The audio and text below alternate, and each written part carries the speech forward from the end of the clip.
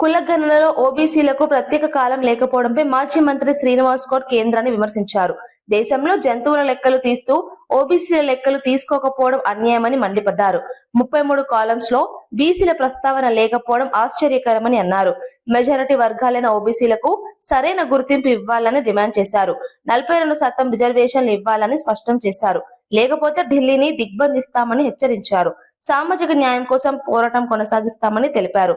కేంద్రం వెంటనే స్పందించి చర్యలు తీసుకోవాలని కోరారు. ఈ వ్యాఖ్యలు రాజకీయంగా చర్చనీయాంశమయ్యాయి. బీసీ వర్గాల్లో చర్చకు దారితీశాయి. జంతువుల లెక్క ఉంది కానీ మనుషుల లెక్క లేదు. అది మెజారిటీ వర్గాల యొక్క బీసీ లెక్క, ఓబీసీ లెక్క లెక్కలేదు. 80 సంవత్సరాల తర్వాత ఇప్పుడున్నటువంటి ప్రభుత్వం మేము కులగణన చేస్తామని చెప్పి గొప్ప ప్రకటన చేసింది.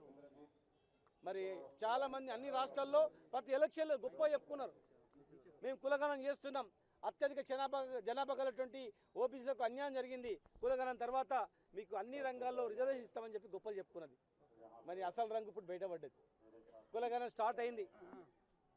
ఎస్సీ కుటుంబాలన్నీ, ఎస్టీ కుటుంబాలన్నీ, ఏ కుటుంబాలన్నీ అని 33 కాలమ్స్ పెట్టింది. కానీ మరి దానిలో బీసీ కుటుంబాలు అనేది ఎందుకు రాలేదు? ఎప్పుడు చేస్తారు? మీకు ₹1 ఖర్చు కాదు. అదనంగా మీకు నిజంగా చిత్తశుద్ధి ఉంటే ఖచ్చితంగా కూడా 34వ కాలంలో ఓబీసీల కుటుంబాలు వాళ్ళ ఎన్ని హౌస్ హోల్డ్స్ ఉన్నాయి అని లెక్క పెట్టాలి. కానీ మీకు ఆ ఉద్దేశం లేదు. కేవలం అధికారం రావడానికి మాత్రమే వీళ్ళు కావాలా, వీళ్ళని ఉపయోగించుకోవాలని చెప్పి ఇలా మోసం చేస్తూ మోసపూరితమైనటువంటి ఆలోచన ఉన్నందుకే మీరు ఆ కాలం పెట్టలేదు. మేము డిమాండ్ చేస్తూ ఉన్నాం. ప్రధానమంత్రి ఓబీసీ కదా, ప్రధానమంత్రి అంటే ఓబీసీ ప్రధానమంత్రి ఎవరి చేతులు ఉన్నాడు? కనీసం ఒక మంత్రిత్వ శాఖ లేదు, బడ్జెట్ లేదు, ఎక్కడ ఏం లేదు, అన్నిట్లో అన్యాయమే.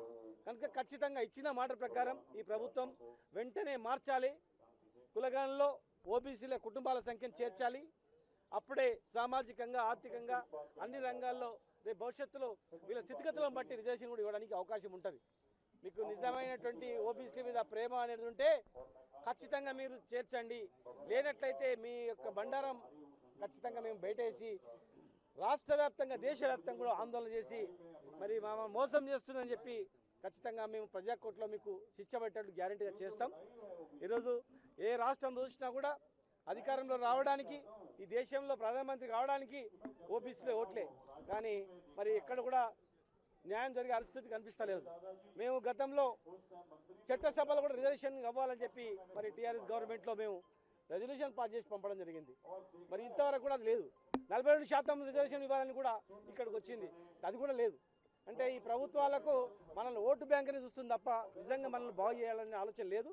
ఖచ్చితంగా అందరూ సంఘటితంగా కొట్లాడాల్సిన అవసరం ఉంది, పోరాటం చేయాల్సిన అవసరం ఉంది. ఈ న్యాయమైన డిమాండ్ను వీళ్ళు నెరవేర్చకపోతే ఖచ్చితంగా వీళ్ళను నిలదీయాల్సిన అవసరం ఉందని చెప్పని ఇలాంటి సంఘటనలు, ఇలాంటి ధర్నా కార్యక్రమం ఇంకా ఎక్కువ చేయాలి. ఈరోజు జేఏసీ, ఓబీసీ జేఏసీ ఆధ్వర్యంలో, శ్రీనివాస్ గౌడ్ గారి ఆధ్వర్యంలో మరి మన రాష్ట్రీయ సంఘర్ష ఆధ్వర్యంలో, మోహన్ రావు తైవార్ ఆధ్వర్యంలో, ఆంధ్రప్రదేశ్ శంకరరావు గారి ఆధ్వర్యంలో దాదాపు 16 రాష్ట్రాల నుంచి దాదాపు 10-16 మంది ఎంపీలు రావడం జరిగింది. ఇట్లా లాభం లేదు, లక్షలాది మంది గదులు రావాలి, ఢిల్లీని ముట్టడించాలనేటువంటి ఆలోచన అందరిలో వస్తూ ఉంది.